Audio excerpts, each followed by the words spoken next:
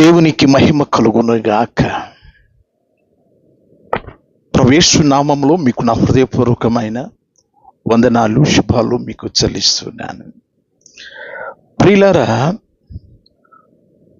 వయస్సుకు తగినట్టుగా మనం మాట్లాడడం నేర్చుకోవాలి. సత్యబాబు అనే ఈ మధ్య బైబిల్కు వ్యతిరేకిగాను, బైబిల్ ఉగ్రవాదిగాను బీభత్సవముగా దేవుని గురించి మాట్లాడుచున్న అనేక వీడియోస్ నేను చూసి వాటికి కౌంటర్ వీడియోస్ వరుసగా పెడుతూ ఉన్నాను. ఈ రోజుకి మరొక వీడియో పెడుతున్నాను. ఒకసారి థంబ్నెయిల్ చూడండి. ముచ్చటగా 3 శోభనాలకు బైబిల్ దేవుడే పెద్ద. ముచ్చటగా 3 శోభనాలకు బైబిల్ దేవుడే పెద్ద. ఆ 3 శోభనాలు, ఒకటి ఆదాము అవలది, రెండవది వదిన మరిది అంటే తామారు ఓనాను, మూడవది మామ కోడలు అనగా తామారు యూదా. ఈ రీతిగా ఈ వ్యక్తి కల్లోలం సృష్టిస్తున్నాడు. ఎవరిని? దేవుని పిల్లలను కాదు, తనను అనుసరిస్తున్న వారిని. ఈ క్రిస్టియన్లో అటు ఇటు కాని వారు ఉంటారు, వారిని, ఇంకా లోక సంబంధమైన వారిని, మతోన్మాతులను ఇతడు గలిబిలి చేస్తూ ఉంటాడు. చెప్పే ఈ మాటలకు ఎక్కడా కూడా ఆధారాలు ఉండవు, అవన్నీ నిరాధారాలు. ఎందుకంటే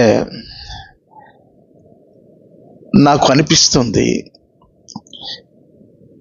20 సంవత్సరాలు గతంలో ఈయన పాస్టర్గా, మాజీ పాస్టర్గా పనిచేశాడట. నాకు అనిపిస్తుంది ఇదే ప్రసంగం చేస్తూ ఉండుంటే తరిముంటారని అనుకుంటున్నాను నేను.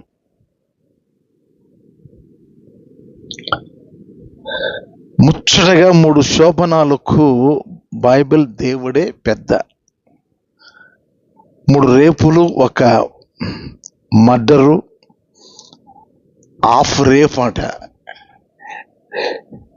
ఆ తల వెంట్రుకలు ఎందుకు వచ్చాయో కూడా తెలియలే. చదువుకుంటేగా బైబిల్ ఏముందంటే, సామెతల గ్రంథం 16వ అధ్యాయం 31వ వాక్యంలో, నెరసిన వెంట్రుకలు సొగసైన కిరీటము, అవి నీతి ప్రవర్తన గలవానికి కలిగి ఉండును. తల వెంట్రుకలు అనేది నీతి ప్రవర్తనకు చిహ్నంగా, సూచికగా ఈ తల వెంట్రుకలు ఒక కిరీటంగా దేవుడు పెడుతున్నాడట. ఎందుకంటే అనుభవం కదా, 50 నుంచి 60, 70, 80 అక్కడి నుంచి తల వెంట్రుకలు తెల్లగా మారడము అనేది దేవుడు పెట్టిన కిరీటం. కారణం ఎందుకు ఆ కిరీటం అంటే నీతి ప్రవర్తనను బట్టి. అయితే ఇతనికి నీతి కన్నా అవినీతి ఎక్కువ. జోకరు, బహు భయంకరమైన కామెడీ పీస్. ఇంకా ఏం ఇతని గురించి చెప్పొచ్చు అంటే, బైబిల్కు విరోధంగా బోధిస్తున్న ఈ వ్యక్తి ఒక నేరస్తుడిగా బైబిల్ పండితులకు కనిపిస్తున్నాడు. ఎందుకంటే పట్టుకొని ఆధారాలు చూపించమంటే ఒక్కదాన్ని కూడా ఆధారం చూపించలేడు. నేను అతడు మాట్లాడిన వీడియో పెడుతున్నాను, చూడండి. మీ స్నేహితులకు, మీ బంధువులకు, మీ శ్రేయోభిలాషులకు, అనేక మందికి మీరు ఈ యొక్క ఛానల్ గురించి తెలియచేయాలి. ఎందుకనంటే అనేక మందిని క్రైస్తవ మతంలోనికి వెళ్ళనివ్వకుండా చేయవలసినటువంటి బాధ్యత మన మీద ఉంది. అనేక మంది క్రైస్తవులు హిందువులుగా ఉన్నటువంటి వారు క్రైస్తవులుగా మారిపోయినటువంటి వారు ఉన్నారు. అలాంటి వారిని మళ్ళీ తిరిగి హిందుత్వంలోనికి తీసుకురావడానికి మన వంతు ప్రయత్నము మనము చేద్దాం. మరి మన దేశాన్ని, మన యొక్క సనాతన ధర్మాన్ని మనము కాపాడుకుందాం. అందుకని ఈ యొక్క ఛానల్ ని మీరు ఫాలో అవుతూ ఉండాలి, మీరు చూస్తూ ఉండాలి, అనేకులకు చూపిస్తూ ఉండాలి. సరే, ఇంకా అంశంలోనికి వద్దాం. ఈ రోజు ఈ యొక్క బైబిలులో నుండి మనము కొన్ని అంశాలను తెలుసుకుందాం. అవి ఏమిటి అంటే 3 రేప్ సీన్లు, 3 శోభనాలు, ఒక మర్డర్, ఒక హాఫ్ రేప్ సీన్. అంటే అది జరగనివ్వకుండా బైబిల్ దేవుడే ఆపేస్తాడనమాట ఆ యొక్క రేప్ సీన్. ఈ యొక్క అంశాలను ఈ యొక్క నల్లట్ట పుస్తకం ఈ యొక్క బైబిల్లో నుండి మనము చూద్దాం. ఈ యొక్క 3 శోభనాలకే కూడా బైబిల్ దేవుడైనటువంటి యెహోవా పెద్దగా వ్యవహరించాడు. ఈ యొక్క 3 శోభనాలు ఏమిటి అంటే, ఒకటి ఆదాము అవ్వ శోభనం, రెండవది వదిని గారు మరిది గారు శోభనం, మూడవది మామగారు యోధ కోడలు తామారు వీళ్ళిద్దరే శోభనం. ఈ 3 శోభనాలు ముందు చూద్దాం. ఈ 3 శోభనాలు చూసే ముందు బైబిల్లో కొన్ని వచనాలు చదువుదాం. సామెతల గ్రంథము 15వ అధ్యాయము 3వ వచనములో ఏమని ఉంటాది అంటే, యెహోవా కన్నులు ప్రతి స్థలములోనూ ఉన్నాయి, అవి మంచివారిని చెడ్డవారిని కూడా చూస్తున్నాయి అని అక్కడ వాక్యము రాయబడి ఉన్నది. క్రైస్తవులు అంటారు, మేము ఆరాధించేటటువంటి దేవుడు ఆయన చూసే దేవుడు, వినే దేవుడు, మాట్లాడే దేవుడు, ఆయన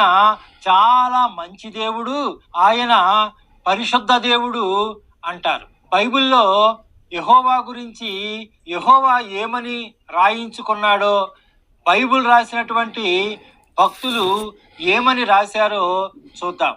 యోబు గ్రంథము 34వ అధ్యాయము 21వ వచనం, పేజీ నంబరు 445. ఇక్కడ ఏమని ఉంటాది అంటే, నరుల నడకలు ఆయన కనిపెట్టి చూస్తూ ఉన్నాడంట. ఎవరు? ఈ బైబిల్ దేవుడు యెహోవా కనిపెట్టి చూస్తూ ఉన్నాడంట. కీర్తన గ్రంథము 11వ కీర్తన 4వ వచనములో, పేజీ నంబరు 457, కన్నులారా చూసి పరిశీలన చేస్తూ ఉన్నాడంట. ఎవరు? ఈ యొక్క నల్లట్ట పుస్తకం యెహోవా కన్నులారా చూసి పరిశీలన చేస్తూ ఉన్నాడంట. కీర్తనలు 33వ కీర్తన 13, 14 వచనములలో, పేజీ నంబరు 468. ఇక్కడ ఏమని వ్రాయబడి ఉన్నది అంటే, భూలోకంలో ఉన్నటువంటి వారందరినీ చూస్తూ ఉన్నాడంట ఆయన. ఎవరు? ఈ యొక్క బైబిల్ దేవుడు యెహోవా. యెహోవా ఏమంటాడంటే, నేను పరిశుద్ధుడను, మీరు కూడా పరిశుద్ధులై ఉండండి అంటాడు.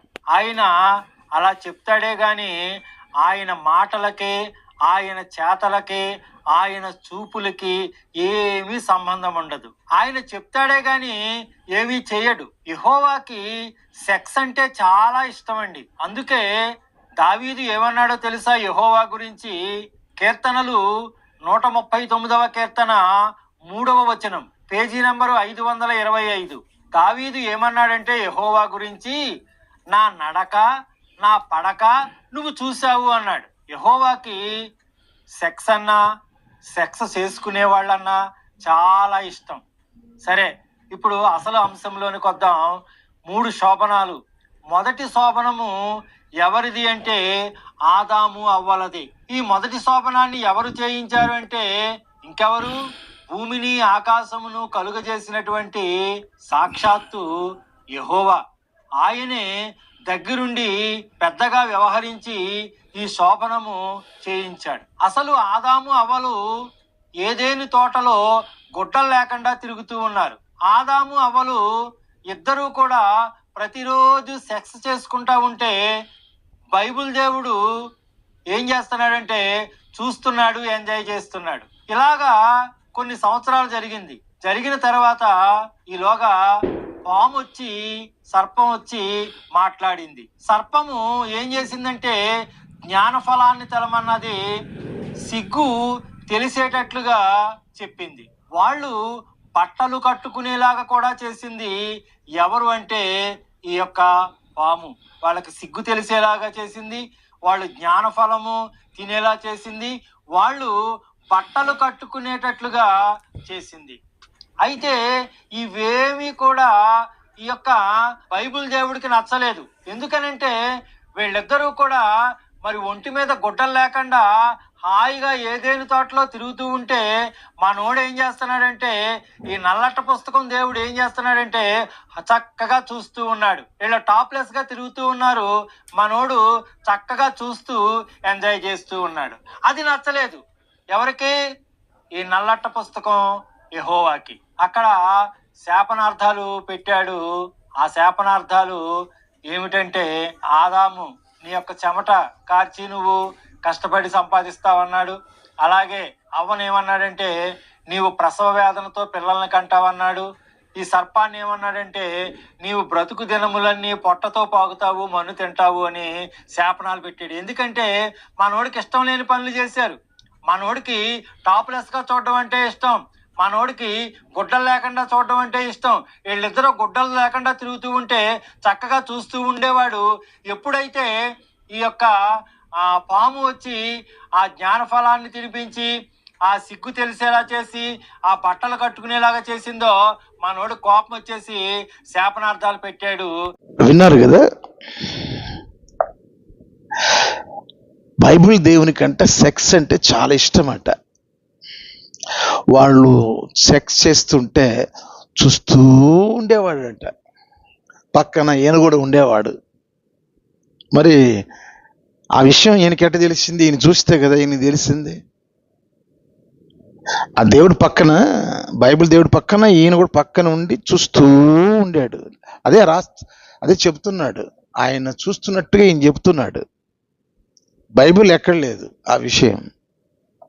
వాళ్ళు సెక్స్ చేస్తుంటే చూస్తున్నట్టు బైబిల్ ఎక్కడ లేదు. ఆ దేవుడు చూస్తూ ఉంటే ఈయన చూస్తూ ఉన్నాడు.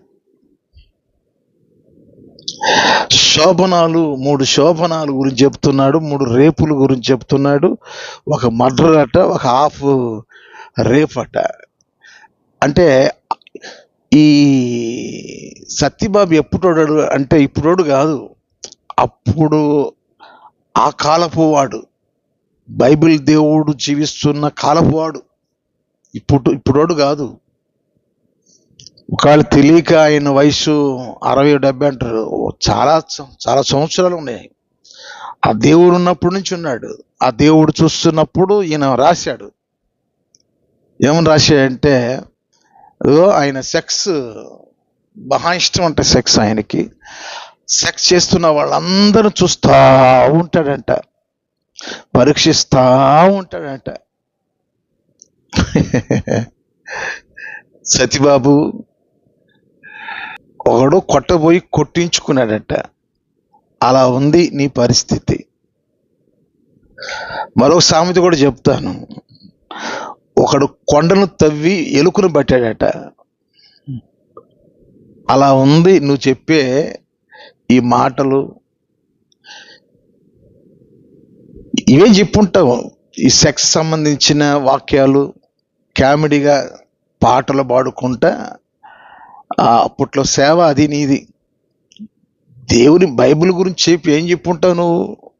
చెప్పుంటే ఎందుకు వచ్చి ఉండేవాడివి? కాబట్టి నీ సంగతి ఇంకా తేలుస్తాను. నువ్వు ఎన్ని వీడియోస్ పెడతావు పెట్టు, నువ్వు ఎక్కడ దాటిపోలేవు. ఏదో రోజున దొరికే వాళ్ళకి దొరుకుతావు, అప్పుడు చేతులు నెత్తిని పెట్టుకొని ఏడుస్తావు. ఇప్పుడు దేవుని గురించి చెప్తాను. దేవుడు ఎవరంటే మనిషి వంటి వాడు కాడు. మనిషికి పెళ్ళి అవసరం, మనిషికి పెళ్లి చేసుకున్న తర్వాత పిల్లలు అవసరం, కుటుంబం అవసరం. దేవుడు ఎవరు అంటే ఈ విశ్వాన్ని సృజించిన సృష్టికర్త. ఈయనను గురించిన ఒక సత్యం మీకు జ్ఞాపకానికి తీసుకొస్తాను. 84వ కీర్తన 11వ వాక్యం చదవండి. దేవుడైన యెహోవా సూర్యుడును కేడుమునై ఉన్నాడు. యెహోవా కృపయు ఘనతయు అనుగ్రహించును. యథార్థముగా ప్రవర్తించు వారికి ఆయన ఏ మేలు చేయక మానడు.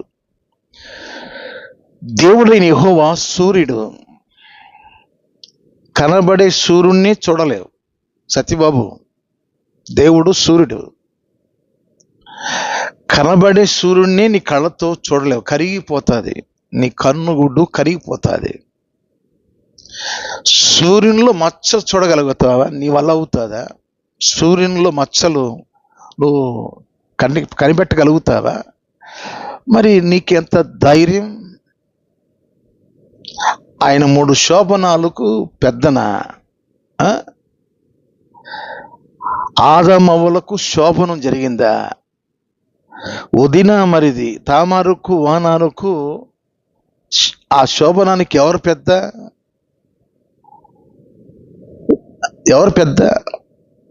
యోధ పెద్ద. మామ కోడలు అంటే యోధ మామ, కోడలు తామరు. దానికి ఎవరు పెద్ద? యోధాయే పెద్ద. మరి ఇందులో ఒకటి కూడా లేదు కదా సత్యం. 3 శోభనాలకు బైబిల్ దేవుడే గొప్ప అన్నావు. ఆదాము అవ్వలు ఏదెను తోటలో జీవిస్తున్నప్పుడు వాళ్ళు మహిమ దేహాలతో ఉన్నారు. వారు మహిమ దేహాలతో ఉన్నారు. తినవద్దన్న పండు ఎప్పుడైతే తిని ఆజ్ఞ అతిక్రమించారో అప్పుడు వారు దిగంబరులని తెలుసుకొని చెట్ల మధ్య దాగినప్పుడు ఆదామా అని పిలిచాడు దేవుడు. మేము చెట్ల మధ్య దాగి ఉన్నామని చెప్పినప్పుడు, తినవద్దన్న పండును తిన్నావా అని అడిగినప్పుడు, ఇదిగో నీవు నాకు ఈ స్త్రీని ఇచ్చావు, ఈమె నాకు కొన్ని పండ్లు ఇస్తే నేను తిన్నాను. కాబట్టి వాళ్ళు దిగంబరులుగా ఉండేవారు. ఎప్పుడు దిగంబరత్వం వచ్చింది? పాపములో పడిన తర్వాత. పాపములు ఎప్పుడైతే పడ్డారో వారు చెట్ల మధ్య దాగినప్పుడు వారికి చొక్కాయిలు కుట్టించి, ఒక గొర్రె చర్మముతో చొక్కాయిలు కుట్టించి వారిని బయటికి గెంటేశాడు. అప్పుడు ఆదాము కూడగా పిల్లలు పుట్టారు. ఎప్పుడు సెక్స్ చేశారు? ఏదైనా తోటలో సెక్స్ చేశారా? వాళ్ళు మహిమ దేహంతో ఉన్నారు. దేవుడు ఏ రీతిగా మహిమలో ఉన్నాడు అదే రీతిగా మహిమలో ఉన్నారు వాళ్ళు. ఆయన సూర్యుడి కదా. ఆయన సూర్యుడైతే ఆయన దగ్గర ఎవరు నిలవగలుగుతారు? సింహం ఉంది. సింహం దగ్గర ఎవరు నిలవగలుగుతారు? సింహం దగ్గర సింహం పిల్లలు అయితే నిలవగలుగుతాయి. ఆయన సూర్యుడైతే దేవుని పిల్లలకు కూడా సూర్యుడైతేనే కదా, అంటే దేవుని పిల్లలు కూడా సూర్యునిలా ప్రకాశిస్తారని బైబిల్లో చెప్పబడింది. అది మత్తయి సువార్త 13వ అధ్యాయం 43వ వాక్యంలో, అప్పుడు నీతిమంతులు తమ తండ్రి రాజ్యంలో సూర్యుని వలె తేజరిల్లుదురు. దయచేసి ఈ సత్యబాబు లాంటి బోధ ఎవరైతే వింటారో ఉన్న భక్తి ఊడిపోయి ఎటుగాని పరిస్థితి అయిపోతుంది. నిరాధారమైనవి ఒక్కటి కూడా, ఇక్కడ ఆధారం ఒక్కటి కూడా లేదు. మీకు మరొక వాక్యం చూపిస్తాను. తిమోతికి రాసిన మొదటి పత్రిక 6వ అధ్యాయం 16వ వాక్యం నేను చదువుతున్నాను. సమీపింపరాని తేజస్సులో ఆయన మాత్రమే వసించుచు అమరత్వము గలవాడై ఉన్నాడు. మనుషులలో ఎవడనూ చూడలేదు, ఎవడనూ చూడనేరడు. ఆయనకు ఘనతయు శాశ్వతమైన ప్రభావమును కలిగి ఉండునుగాక. సమీపింపరాని తేజస్సులో ఆయన మాత్రమే వశించుచు అమరత్వమై ఉన్నాడు. ఆయన ఎవరు అనేది బైబిల్ బోధించేటప్పుడు తెలుసుకోలేదా సత్యబాబు? శోభనాలకు 3 శోభనాలకు పెద్ద, అది నోరా తాటి పట్ట. మనిషివేనా నీవు? మనిషి అయితే మంచి ఆలోచనలు వస్తాయి, మంచి ఆలోచనలు రావాలి. వాస్తవంగా బైబిల్ని వదిలిపెట్టినప్పుడు బైబిల్ మించింది ఏదైనా ఉంటే దాని గురించి మాకు తెలియచే, మేము వింటాం, నేర్చుకుంటాం. అవును సత్యబాబు ఒకప్పుడు తెలుసుకున్నాడు ఈ సత్యం. చెప్పు, ఒకటన చెప్పావా? నీవు తిరిగి వెనకటికి వెళ్ళిపోయావు. ఏది మీ దేవుని గురించి చెప్పు. ఏ దేవుని నమ్ముకున్నావు నీవు? బైబిల్ దేవుడు మంచివాడు కాదు. ఏ దేవుడు మంచివాడు చూపించు, చూపించు, చూపించు. బైబిల్ దేవునికి మించిన దేవుడు ఉన్నాడని అన్నావు కదా, చూపించు. ఏ దేవుడు చూపించు, ఆ దేవుని గురించి ప్రకటించు. నీకేం పని బైబిల్తో? బైబిల్ దేవునితో నీకేం పని?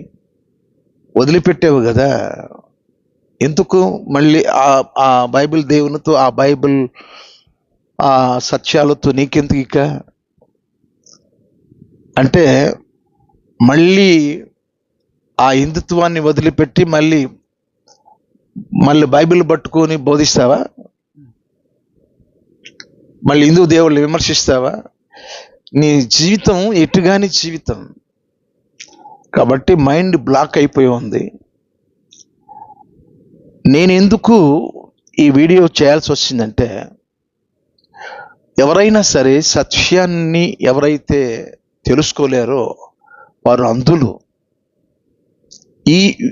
ఈ యుగ సంబంధమైన దేవత భక్తిహీనులైన వారి మనోనేత్రములకు సువార్త ప్రకాశింపుకున్నట్లు గుడ్డితనము కలుగు చేసి ఉన్నది అని లేఖనం చెప్తుంది. సత్యాన్ని వదిలిపెట్టిన వాడు గుడ్డివాడై గోతిలో పడతాడు. ఇప్పుడు సత్యబాబును అనుసరించే వారంతా కూడా గోతిలో పడతారు. కనుక 3 రేపులట. అదే చూసావా? దగ్గరుండి చూసావా? ఇవన్నీ దగ్గరుండి చూసావా? ఇంకో మాట నేను మీకు చెప్పాలి. మనుషులకే భార్య పిల్లలు ఉంటారు, దేవుడికి భార్య ఉండదు, భార్యతో పిల్లలు పుట్టరు. దేవుడు నిర్వచనం చెప్పమంటారా? కామ క్రోధ మద మత్సరము లేనివాడు దేవుడు. బైబిల్లో ప్రభువు చెప్పిన మాట, నాయందు పాపముందని ఎవడు స్థాపించను. యోహాను సువార్త 8వ అధ్యాయం 46వ వాక్యం. ఎబ్రీలకు రాసిన పత్రికలో 7వ అధ్యాయంలో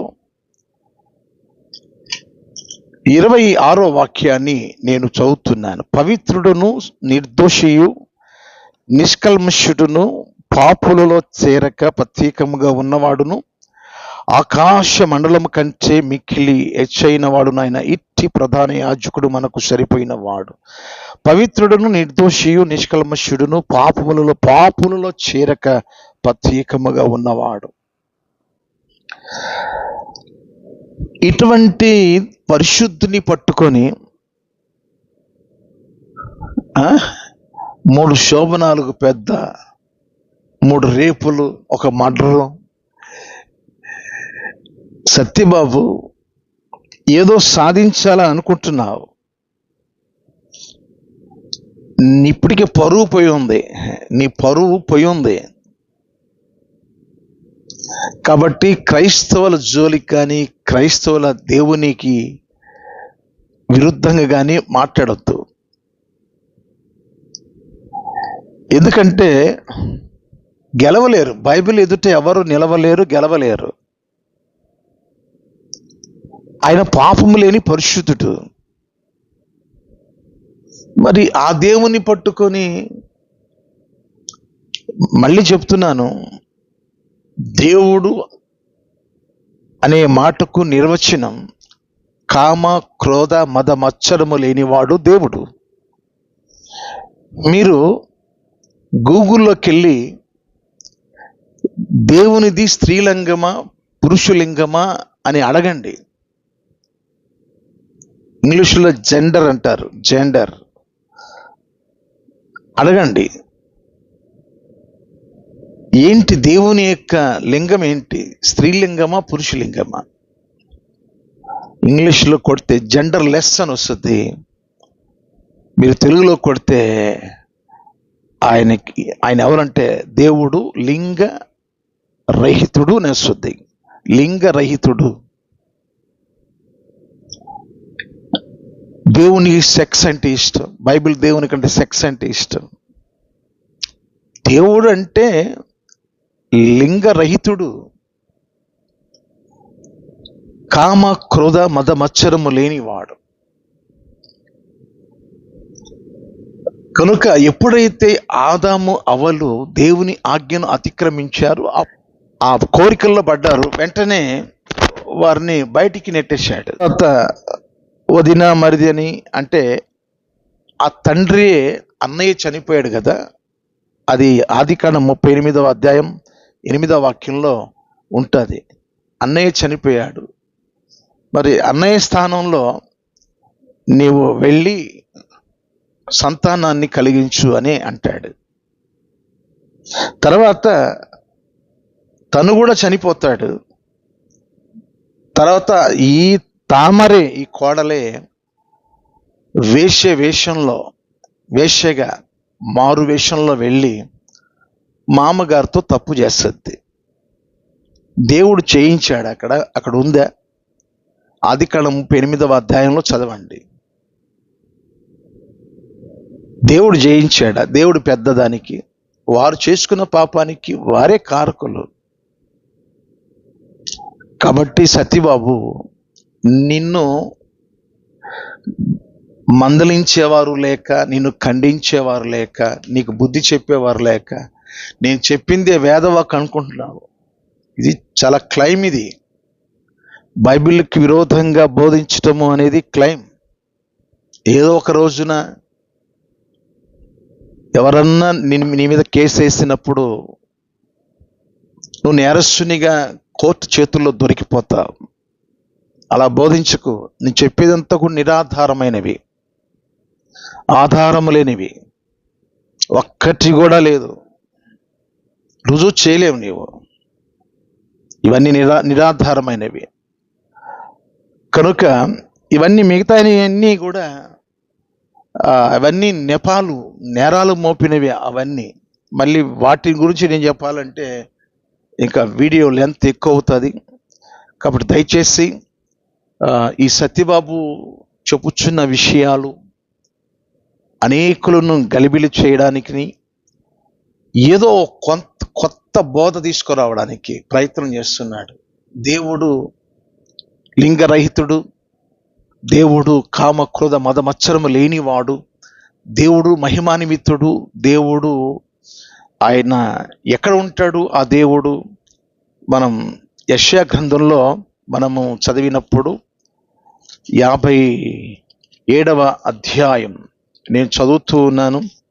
15వ వాక్యం, మహాగణుడును మహోన్నతుడును పరిశుద్ధుడును నిత్య నివాసియునైన వాడు ఇలాగూ సెలవిచ్చున్నాడు, నేను మహోన్నతమైన పరిశుద్ధ స్థలములో నివసించువాడను.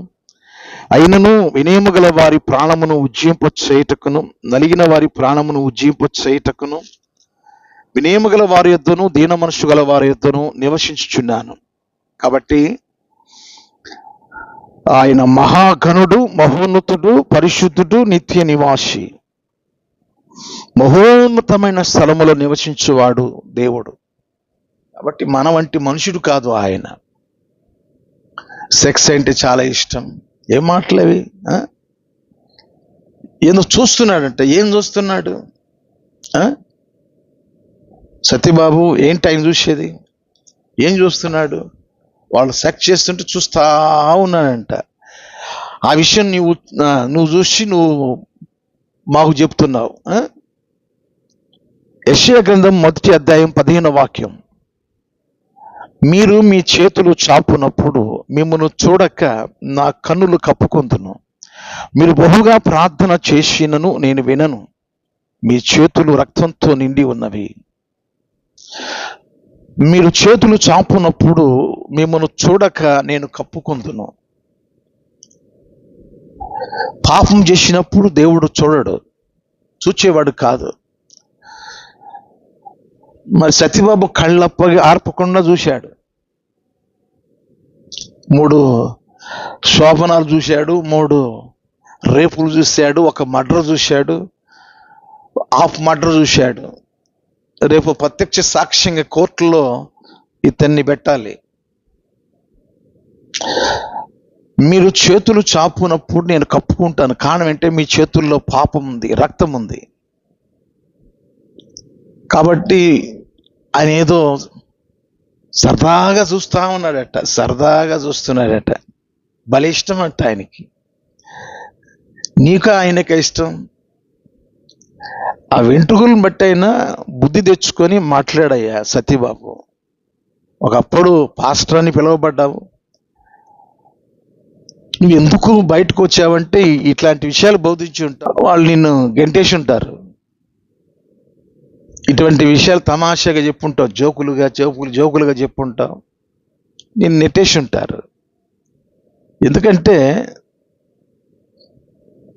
సూర్యునిలో మచ్చ ఎవరు చూడగలుగుతారా? మనుష్యుడు ఆయన్ని ఎవరు చూడలేదట.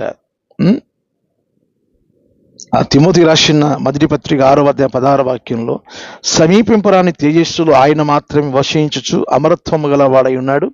మనుష్యులలో ఎవడనూ చూడలేదు, ఎవడనూ చూడనేరడు. మరి ఈయన చూశాడు. దేవుడు చూస్తా ఉంటే అది ఈయన అప్పుడు రాసి ఆ ఏదైనా తోటలో చూస్తా ఉన్నానంట. ఆ తర్వాత వదిన మరిది శోభనం దేవుడు చూస్తా ఉన్నాడట. ఆ తర్వాత మామ కోడలది ఆ శోభనం చూస్తా ఉన్నా అంట. అది ఈయన చూశాడట సత్యబాబు. మరి అప్పుడోడు, మరి సత్యబాబు ఇప్పుడోడా? అప్పుడోడు దేవుడు చూస్తున్నట్టుగా ఇప్పుడు మనకు చెప్తున్నాడు. కాబట్టి ఈ దుర్బోధకుణ్ణి కాస్త కనిపెట్టండి, అవసరమైతే నిలదీసి మాట్లాడండి. ఎందుకంటే పెచ్చు మీరిపోతా ఉన్నాడు. రోజు అనేకమైన వీడియోలు బైబిల్ దేవుని గురించి ఎవరైనా క్రైస్తవులుగా నాయకులుగా ఉన్నవారు ఇతన్ని అతను ఎక్కడ ఉంటాడో నాకు తెలియదు, ఏ ఏరియాలో ఉంటాడో తెలియదు, పట్టుకోండి, నిలదీయండి. ఎందుకు ఇలా బోధిస్తున్నావని అడగండి ముందు. అవన్నీ నిరాధారాలు, ఆధారాలు లేవు. ఏ ఒక్కదానికి కూడా ఆధారం చూపించలేడు. కాబట్టి దేవుడు సూర్యుడు మహిమ అంటే సూర్యుడిని ఎలాగ మనం చూడలేమో, అది ఏదైనా తోటలో ఆదాము అవ్వలు మహిమలో ఉన్నారు. వాళ్ళు ఎప్పుడైతే తినకూడని పండు తిన్నారో అప్పుడు వారు సిగ్గు తెచ్చుకొని ఆకులు కప్పుకున్నప్పుడు దేవుడు చనమపు చొక్కాయలను కుట్టించి బయటికి నెట్టేశారు. అప్పటికి వారు పశ్చాత్తాపడలేదు. ఒకరికొకరి మీద వాళ్ళు ఆదాం గారిని అడిగితే ఈ స్త్రీ నాకు పండ్లు ఇచ్చింది, ఏమ్మా అని ఆవని అడిగితే ఈ సర్పము నన్ను మోసగించింది. ఇలా ఒకరు మీద చెప్పుకుంటూ తప్పు ఒప్పుకోకుండా ఉన్నప్పుడు ఆయన కోపం వచ్చి బయటికి పంపించేశాడు. కాబట్టి నిజాలు మాట్లాడాలి, నిజాలు మాట్లాడాలి. ఒక్కటి కూడా ఈ వీడియోలో సత్యబాబు మాట్లాడిన దానిలో ఒక్కటి కూడా నిజం లేదు. కాబట్టి క్రైస్తవ నాయకులైన వారు ఈ వ్యక్తిని నిలదీయండి.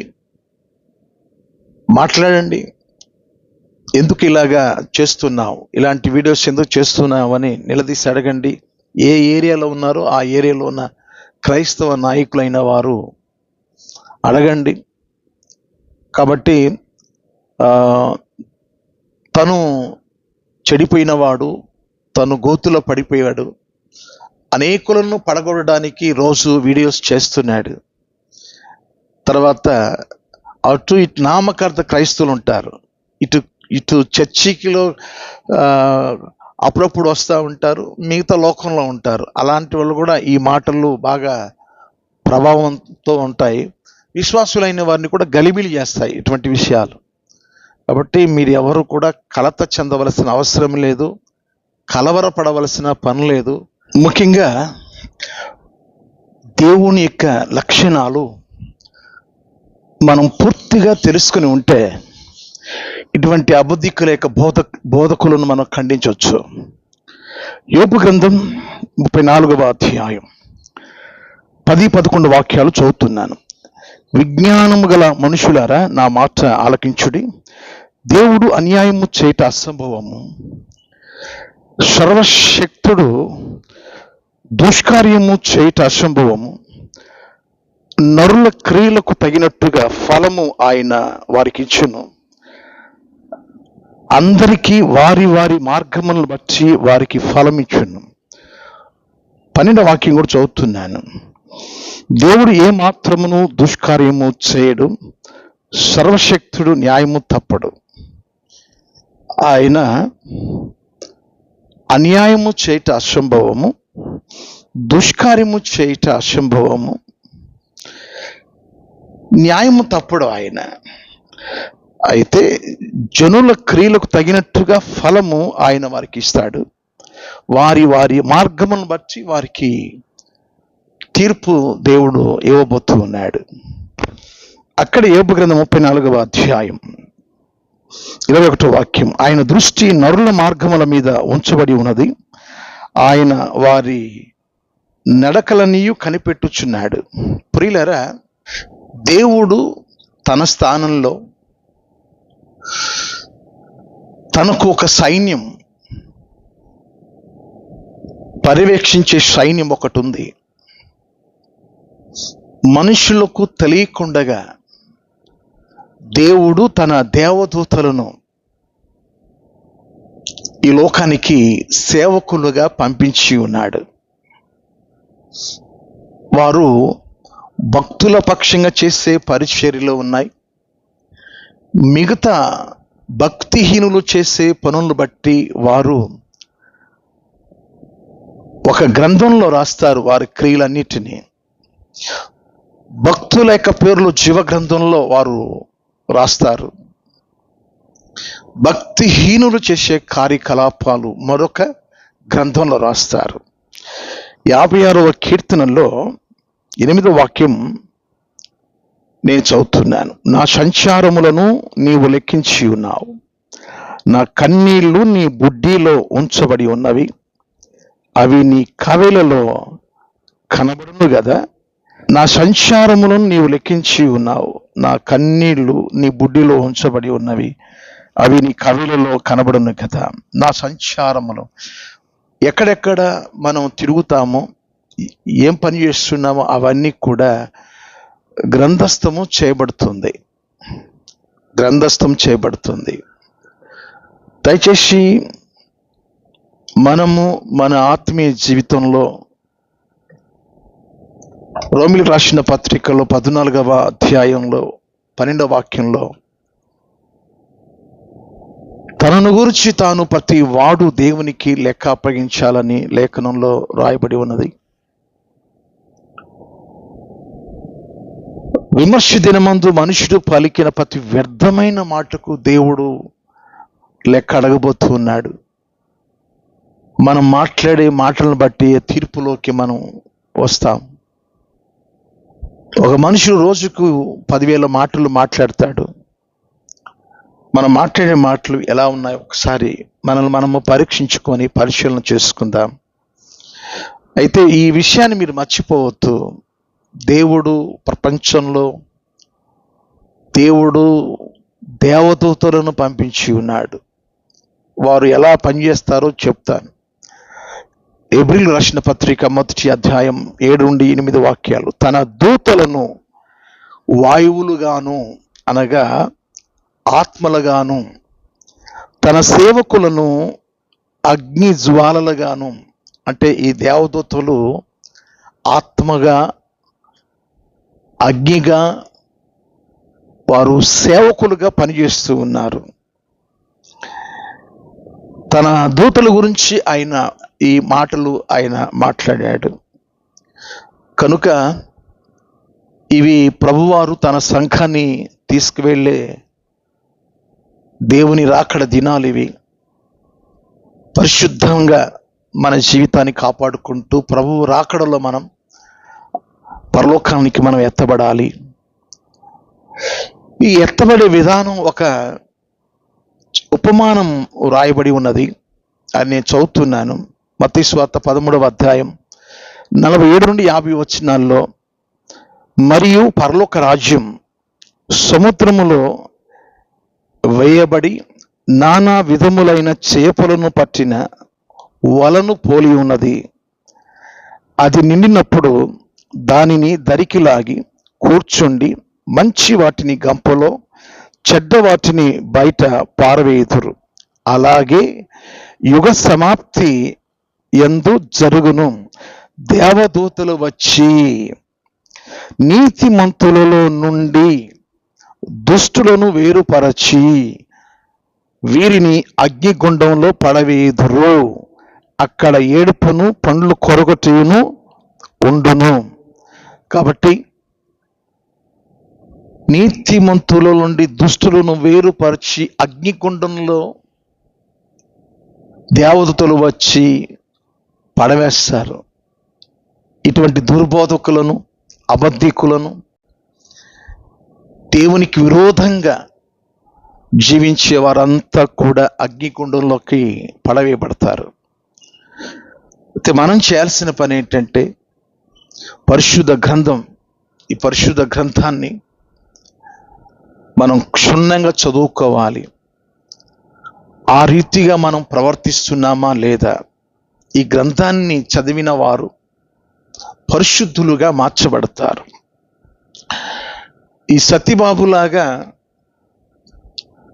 ఒకప్పుడు దేవుని పరిచర్య చేసి 2 సంఘాలు సంఘ కాపరిగా పనిచేసి అదే బైబిల్ పట్టుకుని బోధించిన బోధకుడు ఇప్పుడు సాతాను బోధకుడుగా బైబిల్కు విరుద్ధంగా బోధిస్తున్నాడు. బైబిల్ మంచిది కాదని బోధిస్తున్నాడు. బైబిల్ దేవుడు మంచివాడు కాడని బోధిస్తున్నాడు. అంటే కలవరపరిచే బోధకులు వచ్చేశారు. ఒకప్పుడు మంచిగా బోధించాడు, ఇప్పుడు చెడ్డగా బోధిస్తున్నాడు. అంటే అది మానవ నైజం. మనుష్యుని నమ్ముకున్నట్టు కంటే యెహోవాను ఆశ్రయించుట మేలు. మన విశ్వాసం, మన భక్తి బైబిల్లో ఉండాలి. పౌలు చెప్పుచున్న, శీలా చెప్పుచున్న సంగతులు అలా ఉన్నాయో లేవో బెరయా సంఘస్థులు వాళ్ళు ప్రతిరోజు పరిశోధించుచు బైబిల్ చదివారు. అపోస్తుల కార్యముల గ్రంథం 17వ అధ్యాయం 11వ వాక్యంలో, అలా ఈ అంత్య దినాలలో నేను కానీ నాలాంటి ఏ సేవకులైనా మేము చెప్పుచున్న సంగతులు బైబిల్లో అలా ఉన్నాయో లేవో చూసుకోవాలి. గుడ్డిగా నమ్మేయకూడదు. ఈ పరిశుద్ధ గ్రంథాన్ని ఈనాడు కోట్లాది మంది ప్రపంచంలో అనుసరిస్తున్నారు. నేను చెప్పుచున్న మాటలు ఆత్మయు జీవమునై ఉన్నవి అని ప్రభులు వారు చెప్పారు. అది యోహాను సువార్తలో 6వ అధ్యాయంలో ప్రభువారు చెప్పిన మాటలండి అవి. నేను మీకు ఎక్కడుందో చదివి నేను మీకు చెప్తున్నాను. చూడండి, యోహాను సువార్త 6వ అధ్యాయం 63వ వాక్యం. ఆత్మీయ జీవింప చేయుచున్నది, శరీరము కేవలం నిష్ప్రయోజనం. నేను మీతో చెప్పుచున్న మాటలు ఆత్మయు జీవమునై ఉన్నవి. ఈ మాటలు ఆత్మ సంబంధమైనవి. ఇవి జీవమిచ్చు నట్టి మాటలు, ఇవి మనకు జీవం పోస్తాయి. ఆయన మాటలు మనల్ని ఆదరిస్తాయి. ఈ పరిశుద్ధ గ్రంథాన్ని చేతబట్టుకొని మరి బ్రదర్ భగత్ సింగ్ గారు, సాధు సుందర్ సింగ్ గారు అప్పట్లో మరి అద్భుతమైన సేవా పరిచర్య చేశారు. అద్భుతమైన సేవా పరిచర్య. 3 సంవత్సరాలు యెషయా భక్తుడు ప్రవక్త జోడులు ధరించుకోకుండా వస్త్రహీనుడై గోచి పెట్టుకొని వాక్యం బోధించినట్టు సాధు సుందర్ సింగ్ గారు జోడు వేసుకోకుండా కాషాయి దుస్తులు ధరించుకొని మన ప్రాంతమంతా సువార్త ప్రకటించాడు. బ్రదర్ భగత్ సింగ్ గారు 17,000 సంఘాలు దేవుని వాక్యము ద్వారా కట్టబడ్డాయి. ఆయన సిక్కు మతస్థుడు. వారిద్దరూ బైబిల్ తగలబెట్టారు. సాధు సుందర్ సింగ్ గారు, భగత్ సింగ్ గారు బైబిల్ తగలబెట్టారు. అదే బైబిల్ను పట్టుకొని 1000 సంఘాలు భగత్ సింగ్ గారు కట్టారు. సాధు సుందర్ సింగ్ గారు ఈ భారతదేశం యావత్తు తిరిగి సువార్త సేవ చేశారు. ఇటువంటి మహనీయులను మార్చిన గ్రంథం. మన మహాత్మా గాంధీ గారు బైబిల్లో నచ్చిన మాటలు చాలా ఉన్నాయి. వాటిలో నిన్ను వలె నీ పొరుగు వారిని ప్రేమించు, ఒక చెంప మీద కొడితే రెండవ చెంప చూపించు అని దక్షిణాఫ్రికాలో ఆయన లాయర్గా చదువుతున్నప్పుడు అక్కడ విన్న ఆ వాక్యాలు భారతదేశానికి వచ్చి ఆయన అప్పుడప్పుడు ప్రభువారి మాటల గురించి చెప్తూ ఉండేవారు. మహాత్మా గాంధీ ప్రభువుని గురించి ప్రేమామయుడని చెప్పాడు. ఈరోజు ప్రియ దేవుని పిల్లలారా, బైబిల్ సొసైటీకి ఫోన్ చేసి శ్రీమతి ఇందిరాగాంధీ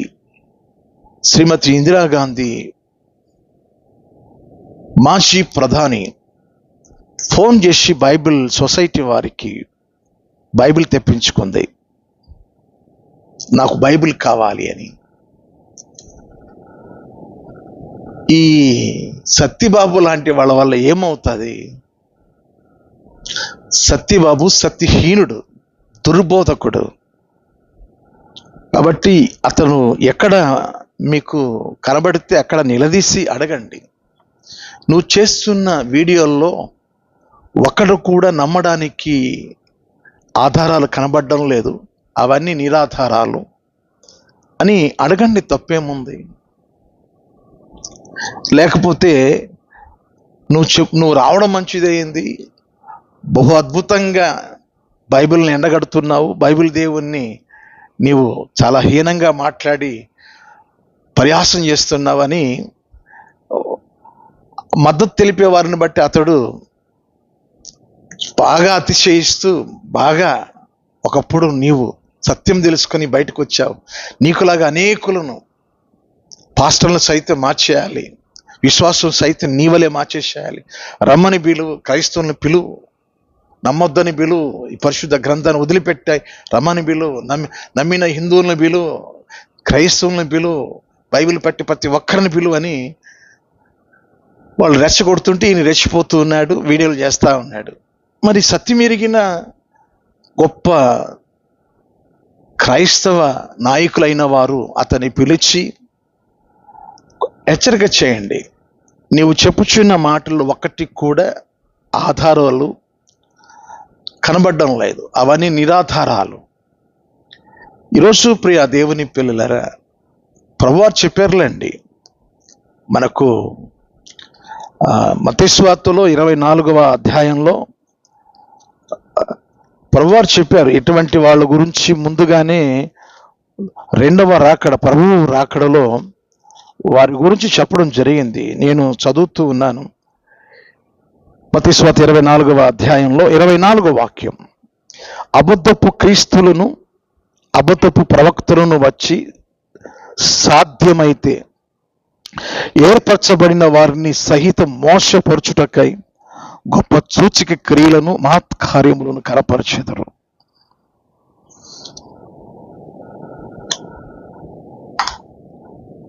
మోసపరిచేవారు వస్తారు. అభ్యంతరపడవద్దు, కలవరపడవద్దు. మోసపరచడానికి అబద్ధపు క్రీస్తులు, అబద్ధపు ప్రవక్తలు వస్తారు. ఈరోజు దేవుడు నాకు అప్పగించిన ఈ వర్తమానమును మీకు వినిపించాను. విన్న ఈ విషయాలను అనేకులకు షేర్ చేయండి. కొత్తగా ఎవరైనా వింటూ ఉంటే ఛానల్కు సబ్స్క్రైబ్ చేయండి, లైక్ చేయండి. మాకు అప్పగించిన ఈ పరిచర్యను కడవరకు అనేక ఆత్మలను ప్రభువు సన్నిధిలోనికి చేర్చున్నట్లుగా, ఈ పరిచర్యలు ముందు కొనసాగునట్లుగా మీ ప్రార్థన మాకెంతో అవసరం. ప్రార్థన చేయండి. నాకు కుటుంబం ఉంది, పిల్లలు ఉన్నారు, ఆత్మీయ కుటుంబం, సంఘం ఉంది. సంఘ బిడ్డల కొరకు, నా కుటుంబం కొరకు, నా కొరకు ప్రార్థన చేయండి. అనేక ఆత్మలు ప్రభు సన్నిధిలోకి నడిపించినట్లుగా, మంచి ఆరోగ్యం కొరకు, దేవుని శక్తి పొందుకుంటూ ప్రతిరోజు రోజుకు ఇటువంటి దుర్బోధకుల యొక్క ఆటలు కట్టేటట్లుగా, నీతి విరోధంగా బోధిస్తున్న ఈ బోధకులను ఖండించి సుబోధ చేత నింపబడినట్లుగా ప్రార్థన చేయండి. మరో వీడియోలో మీ ముందు ఉంటాను. అంతవరకు సెలవు. May God bless you. మెండారుగా దేవుడు మిమ్మల్ని దీవించును గాక. Amen. Praise the lord. God bless you. Thank you.